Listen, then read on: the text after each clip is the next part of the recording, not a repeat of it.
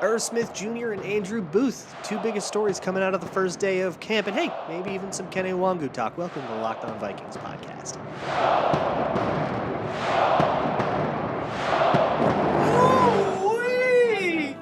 You are Locked On Vikings, your daily Minnesota Vikings podcast, part of the Locked On Podcast Network, your team every day. What's going on, everybody? Welcome to another episode of the Locked On Vikings podcast, part of the Locked On Podcast Network, your team every day. As always, I am your host, your pal, and the kid you copied off in math class. My name is Luke Braun. You can find me on Twitter at Luke Braun NFL. Show is on Twitter at Locked On Vikings. Y'all, the Vikings are doing football things together in the Vikings practice facility, training camp. It started. The pads are on. Things are clicking. Blocking dummies, beware. They're doing the thing. Camp in earnest started. They haven't actually put full pads on. They're still just wearing the shells, but camp in earnest started. Everybody's there. Everybody's participating. We're going to start getting highlight reels. We've already gotten some. We're going to start getting interviews and weird quotes. And welcome to the 2022 season. We're here. We made it. This is where I think it truly starts. So the first thing we're paying attention to, I guess, is who is there, who isn't, who's doing what, who's limited, and all that. So I'll try to go over the best of what I can from what everybody else has reported who's there at camp. The only documented absence was Jordan Hicks. Jordan Hicks was not there. Later came out it is a non-COVID illness. So I don't know, he's got the flu or something. And nobody thinks it's like big or serious or whatever. So he'll miss a few days of camp. Shouldn't be a big deal. Then the only other stuff is we have, of course, the two players on PUP that we already talked about in Blake Prohl and Ryan Connolly. And then Irv Smith did some drills and some off to the side work. So he's definitely not limited enough to put on a physically unable to perform list. That means he could like pass a physical and all that, but he's still doing rehab and they're taking it slow. To me, that implies a situation where if a game were tomorrow, he could play, but there's no reason to push him. Let's keep this slow. So we might not see Irv Smith on the field for like in true earnestness for some time in training camp, just because why not just let him, do a little extra rehab for 2 weeks, really get right, really get healthy, take things all correct and try to minimize your, chances of re-injury. And remember, the Vikings changed their whole staff, their whole training staff, out with Eric Sugarman, in with Uriah Myrie. I'm so sorry if I'm saying that wrong. The guy from the Rams who does all of the sports science stuff, and they actually have a head sports science coordinator / assistant strength and conditioning coach. So they actually have like a sports science guy. His name is Dan Ridenor. Again, sorry if I did that wrong. But they have a team that's a lot more sports science focused. Eric Sugarman was definitely a more traditional strength coach.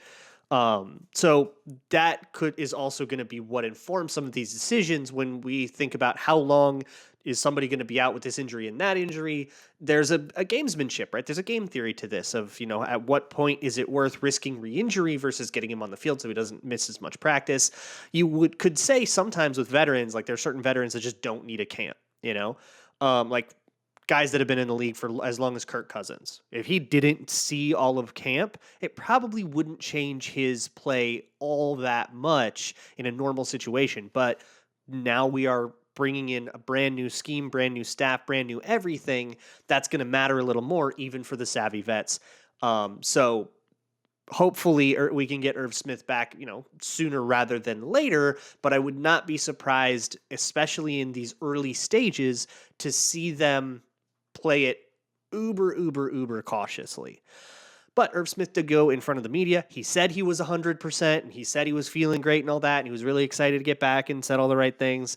And there were some other player interviews. If you want to watch Justin Jefferson use some coachy platitudes, some really good say nothing stuff. The player interviews that I saw weren't particularly interesting, but if you want to go check them out, go for it. I don't think they're really worth talking about, though. But I'll keep you abreast. If anybody says anything very interesting, we'll talk about it. But right now, the other thing is where the depth chart is part of it, and some of the other things that are starting to come out. For example, Kene Nwangwu. Kene Nwangwu has been mentioned now by a couple of different people. Dalvin Cook has mentioned Kene Nwangwu. I think it was Kevin O'Connell mentioned Cook and Nwangwu. Some reporters have mentioned how fast Nwangwu looks. He is eye-splittingly fast. Like, he's just a really fast guy, and we know that a 40 time does not a running back make. But it is funny that you get into camp, you see these guys, and you see them all running around next to each other, and you're like, Jesus, that dude's speedy. There appears to be, I'm reading some tea leaves here, there appears to be a little bit of some hype coming for Kene Nwangwu. A little bit of like, hey, maybe this kid's got something real. It's more than just a running back 3, especially if he's hit the books and he's been able to, get his aiming points down and stuff, get those finer nuances that aren't just athletic feats of the running back position. There are few people better in the league at those little nuances than the guy in front of him, Dalvin Cook, who everybody says looks faster, although that might just be because he's wearing 4 now. It makes a guy look faster. No, but Dalvin Cook is unbelievable at those little nuances and kind of, getting the aiming point just right and aiming at one hip versus another hip and those little subtleties. And Nwangwu definitely plays like a young running back that bounces everything outside, or at least he did last year. But if he can get some of that Dalvin Cook in him, some of that Dalvin Cook approach, and then apply his athleticism to that, we got a stew cooking. I don't know.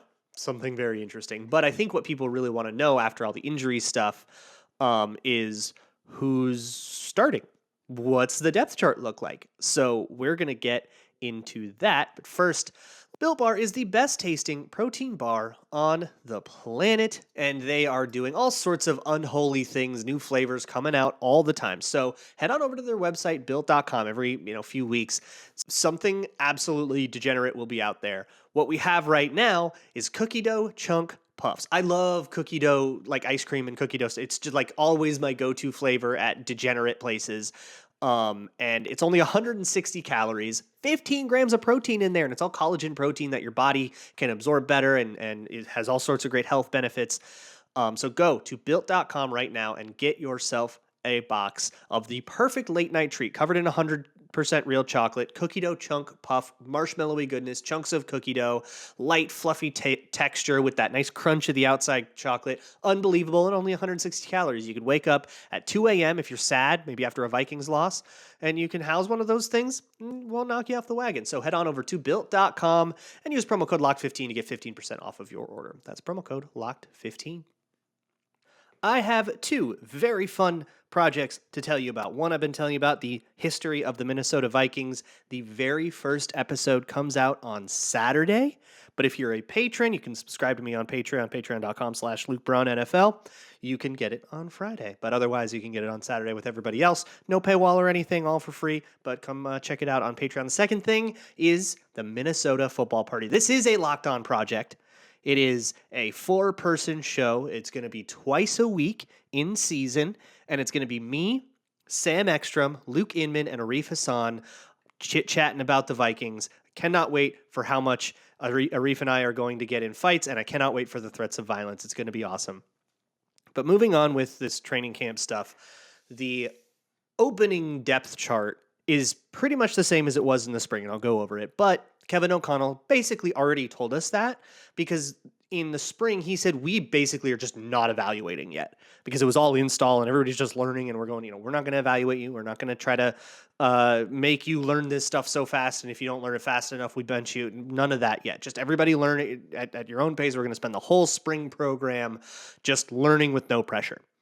And so there has not been any evaluation. So even if, say, Andrew Booth was outplaying, or Lewis Seen was outplaying Cam Bynum in the spring by a mile, he still wouldn't have moved up on the depth chart because they just haven't been in evaluation mode yet. It's like it doesn't count yet. Those are practice runs. Now it starts to count. So day 1 of camp, you have basically all the rookies. I think, all of the rookies are still in their second team roles. So Lewis Seen still behind Cam Bynum, Andrew Booth still behind Cam Dantzler, and so on and so forth. I think Ed Ingram is still second team right guard, and then Chris Reed is either third team or he's second team center still or something. That might have actually been a move that they made. I don't know. I'll have to keep an eye on it when I get to camp, which will be soon. that is where we start, right? And that's going to be how most coaches approach this, right? Get your rookies in, put them on the second team, and like you have to outplay Cameron Dantzler actively. You cannot just have the job. If you are not going to be visibly better than Cameron Dantzler in practice, we are going to put you on the second team until you are. Nothing to be alarmed about or anything like that. And you still get plenty of reps. Like if you're on the second team, the twos go against the ones a lot. In camp, like it just rotates that way. So you will get plenty of reps. Even the third team will go up against the twos. You'll have reps where Justin Jefferson's going up against like Nate Hairston, and some undrafted rookie, and Kirk Cousins throws to him, and you're like, why was he in there? That's just how the rotation works. So don't freak out. And I guess speaking of don't freak out, let's now talk about the Andrew Booth interception, because here is how all training camp highlights go. We already saw it. There's always going to be somebody who does something good, and there's always going to be somebody who does something bad, right? Very rarely do you get a training camp highlight where both players look good, right? If both players look good, it probably isn't a highlight because something very neutral has happened. So just keep that in mind. You can't have a good play without somebody else having a bad play.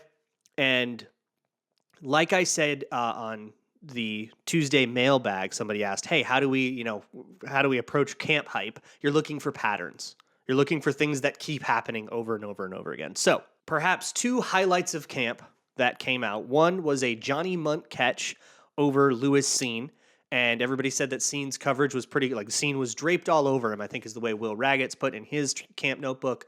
And Johnny Munt made a great catch. So maybe that's one of those where like nobody looks that bad in it. But the other one was that everybody could see because the Vikings posted the highlight was Andrew Booth getting a sliding interception on Kirk Cousins over Justin Jefferson. Now, we don't see any context. We don't see what the route was or anything like that. And the angle, he just kind of runs into camera. So we can't even see what the position was or anything like that. So, immediately, you shouldn't be trying to evaluate players on this. It is the one play you saw of Andrew Booth. It was obviously his best play of the day. And we don't even know if it was, that good of a play or if it was a bad throw or maybe it was an okay throw and an amazing play. We have no idea. So, back off of that, right? But it's fun and it was cool and that's all it needs to be. That's going to be my message throughout all of this. It's dope. Go dope things. They're fun and let's watch the dope things. But if we're going to Zapruder this, let's do it. It looked to me like Justin Jefferson and Andrew Booth were both coming up on the ball. Like they're both coming back to the ball. And it looked like Kirk Cousins underthrew it a lot and put it low. And it was not a wobbler or anything. It had a very tight spiral. And it looks like that is Kirk Cousins putting it where he meant to put it. It does not look like a ball that slipped out of his hands or anything. But it ended up way short of where Jefferson was. Even after, the angle made it look worse than it was. But it was still, pretty short. That might be something you do on purpose.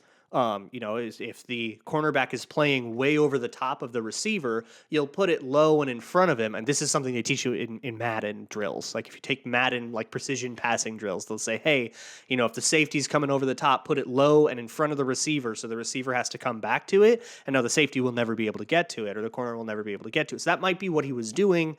And then Andrew Booth just exploded. And we know he has insane explosion and acceleration, right? So he might have just used that and kind of gotten low and slid in like a baseball outfielder and made the catch for a very cool play. But what we always get, and I'm never going to stop being annoyed by it, is, a great throw, Kirk. And essentially, if you want to hate, if you want to just be the angriest Vikings fan ever, you could watch every camp highlight and be like, that guy did bad, that guy did bad, that guy did bad, that guy did bad. And you would probably be correct on all of those, and you would also be the worst guy in the room and nobody wants to talk to you. It's camp. Let it be fun. But Andrew Booth, again, a rep against the ones, but that might have been with the twos, and it sounds like it wasn't a rotation, or at least it wasn't quite yet. Either way, cool play. So what I'm looking for now is, does Andrew Booth continue to make plays? And if he keeps making plays, eventually does he get himself onto the first team? And supplanting Cameron Dantzler if he just keeps balling out. And maybe we just have this super cool baller, or he got one cool interception on the first day of camp and then he quiets back down and then he makes some rookie mistakes because he's a young kid. But full participation, which is worth something. He had some injury stuff coming out of Clemson, so obviously another thing to monitor.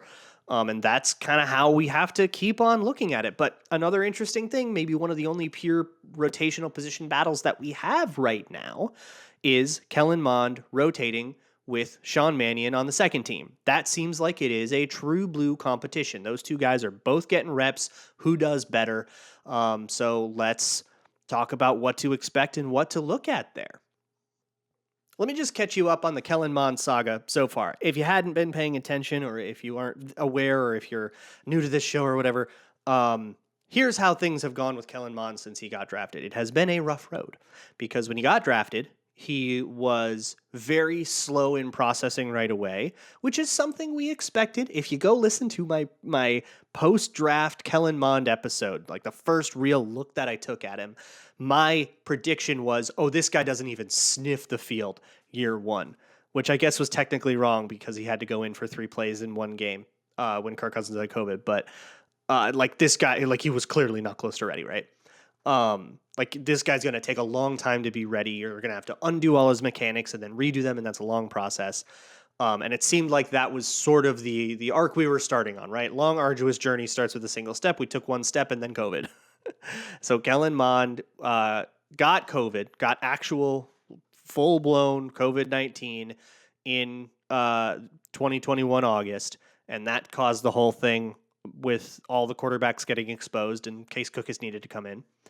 But what came out later was that Kellen Mond said he lost a whole bunch of weight when he got COVID, and he never quite got right physically that whole season. Now that makes sense. If you get COVID and your appetite's screwy or something, and it totally messes up your diet and you lose a bunch of weight, you're not going to get that weight back. You're not going to get back into playing shape on an NFL training camp and in-season schedule.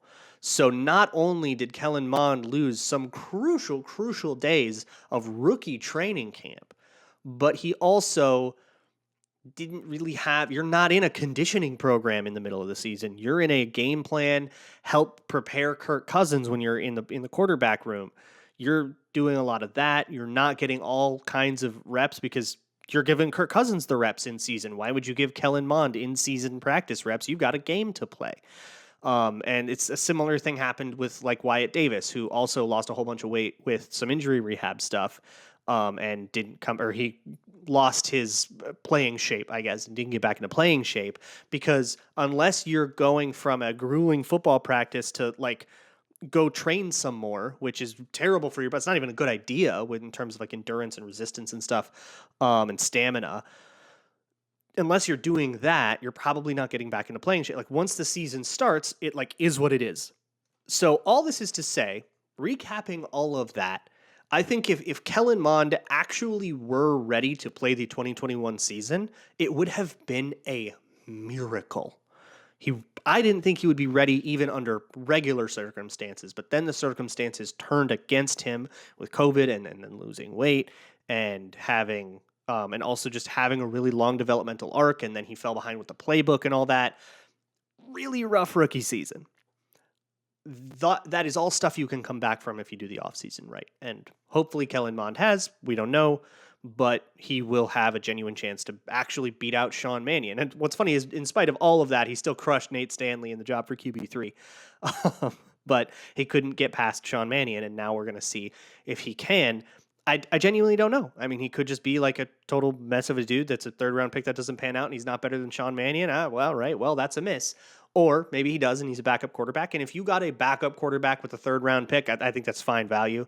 But it leads me to a broader point, and this is another thing that as we watch training camp, as we go into the season, something that people I think underrate is the ability for mid-season development to happen.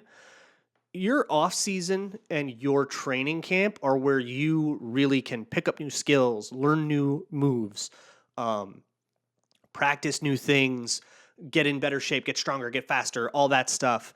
Once the season in earnest actually starts, the lineup is more or less locked, and something external has to happen to disrupt it. That's not a choice that you're making. That's a necessity. Like that is a that is not a coach saying, all right, lineup's locked and I'm going to be too stubborn to change it. There's just not really a mechanism to lose a job in the middle of the season. Like maybe there used to be back in the old days when you had guys kind of rotating all the time. Until somebody gets injured and you go and you outplay him, that's your real opportunity, but that requires something external. So for rookies and even for second-year players to win jobs, they got to do it by September 10th. And then September 11th is the first game. They got to do it by September 11th. They have to be they have to have that job by then, and this is their opportunity to do it. Whatever the lineup is going into that week 1 game against Green Bay, that's the lineup unless somebody either plays so bad they get benched, which is takes a lot more of an extreme than I think a lot of fans think. I get the question a lot, why haven't we benched Pat Elflein or Drew Samia or Garrett Bradbury or Oli Udoh or whoever? Like, why none of those guys got benched until it was an injury, or I think Samia, it was COVID IR, and then he doesn't get his job back because the guy that came in and played better than you. That's how that has to happen. And there's just like when you get like 2 hours a day and you get 3 days, you have to work all of that with the ones. You can't sit there and spend a bunch of that time putting in some random rookie that might not even know what to do and might ruin one of those precious few practice reps you get for the guys who actually need the practice. And now you're going to be less prepared to play the game because you wanted to like test out Wyatt Davis. Nobody can afford to do that. So when it comes to rookies or second year players, that's why those guys might not come in as fast as you would hope. And why you need, I think of like Rashad Hill and Brian O'Neill. Rashad Hill was in, and I was screaming about it, and I just don't think I understood. But Rashad Hill was in that season for a lot longer than he should have been, even though Brian O'Neill was sitting there and was a better player. And I believe he was ready for a few weeks before he actually ended up going in, because he played in place of Rashad Hill and played well, and then he didn't get the job until he was ready, the earnest starting job, until Rashad Hill got hurt again. That kind of thing is just like the natural order, and you need the incumbent to get hurt or to play so poorly they just get axed or benched, and you get to you need to be to desperation mode, and putting in the backup over the starter because they're playing bad is a Hail Mary. That is not a thing to fiddle with throughout the season. It is not a fantasy lineup. Doing that can mess up practice. It can mess up chemistry with teammates. If it's the wrong guy, it can mess up locker rooms. Like, that is a very serious decision to make, and it's sort of a nuclear button, because you can't just, like, if you're going back and forth between Chris Reed and Jesse Davis all year, you're going to do more harm than good than if you just left one of those players out there and just never learned if the other one was worse, right? So all that is to say, this is it. This is the time to find out if Kellen Mond is better than Sean Mannion. And I do think I'll do another 53-man roster prediction probably after I am back from camp and after I've seen them all play. But right now, I think the case is, if Sean Mannion's better than Kellen Mond, we have 3 quarterbacks, and if Kellen Mond's better than Sean Mannion, we have 2. Because if Sean Mannion is not backup, if he's there's no reason to keep him if he's QB3, right? But if he's QB2 and Kellen Mond is still like a catastrophe, then you got to keep Sean Mannion on the board, right? So that battle will be a very, very interesting one to watch, and it's one I'm certainly going to have my eye on when I'm at camp, which will be in like a week. That's going to be very interesting, but it seems like an earnest shot. So what do you got, Kellen Mond? Let's see it. Show us. I'm excited. I'm very excited for camp. It's a very good time. Check out the Minnesota Football Party. Check out the history documentary on Patreon. I will see you all tomorrow, and as always, Skol.